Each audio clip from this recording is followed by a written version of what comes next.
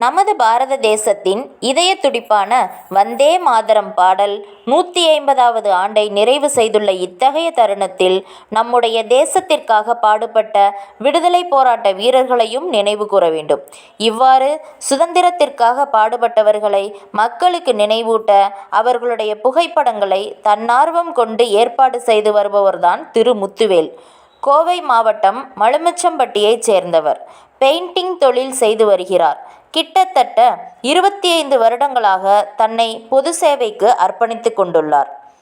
துவக்கத்தில் வ.உ.சி. மேல் உள்ள பற்றால் அவரது பெயரில் வ.உ.சி. சேவா அறக்கட்டளையை ஆரம்பித்து சில நபர்களை இணைத்து ஆதரவற்றோர் இல்லங்களில் உள்ள மக்களுக்கான உதவிகளை செய்து வந்தார். பின்பு அதனை விரிவுபடுத்த எண்ணி மரம் நடுதல் மற்றும் ஆதரவில்லாத பூத உடல்களை உரிய மரியாதையுடன் அடக்கம் செய்தல் போன்ற பணிகளையும் மேற்கொண்டு செய்துள்ளார். அடுத்த கட்டமாக சுதந்திர போராட்ட தியாகிகளை பற்றிய தகவல்களையும் புகைப்படங்களையும் சேகரிக்க துவங்கிய இவர் பிற்காலத்தில் அதனையே தன்னுடைய வாழ்க்கையின் முக்கிய கடமையாக செய்து வருகிறார். அரசாங்கத்தின் துணையில்லாமல் கிட்டத்தட்ட 800க்கும் மேற்பட்ட புகைப்படங்களை தன்னுடைய முயற்சியினாலும் கடின உழைப்பாலும் திரட்டினார். அதிலும் கோவையில் மட்டுமே 210 படங்களை சேகரித்துள்ளார். அந்த காலகட்டத்தில் வலைதளங்களிலேயே மொத்தம் 31 விடுதலை போராட்ட வீரர்களை பற்றி தகவல்கள் மட்டும்தான் இருந்துள்ளது. இவ்வாறு சேகரித்த படங்களை பள்ளி கல்லூரிகளில் மற்றும் பொது இடங்களில் காட்சிப்படுத்தவும் தவறியதில்லை.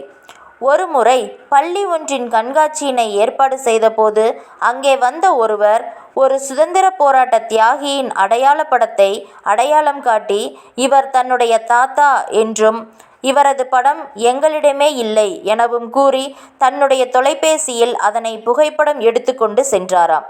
இப்பேற்பட்ட ரோஜாக்களும் இவருடைய முள் நிறைந்த பாதையில் மலர்ந்தும் உள்ளது. சமீபத்தில்தான் இவருக்கு அரசாங்கம் விருதளித்து சிறப்பித்துள்ளது. இந்திய சுதந்திர போராட்ட தியாகிகளை இன்னும் பல பள்ளிகளுக்கும் கல்லூரிகளுக்கும் மற்றும் பொதுமக்களுக்கும் கொண்டு சேர்க்க வேண்டியது இவருடைய லட்சியமாக எண்ணி இன்னும் பாடுபட்டு வருகிறார். இவருடைய சேவையை மனிதர்களுக்கு மட்டும் நிறுத்தி கொள்ளாமல் சாலையில் போக்குவரத்தில் அடிபட்டு உயிரிழக்கும் நாய்களின் பூத உடல்களையும் உரிய மரியாதையுடன் அடக்கம் செய்து வருகிறார்.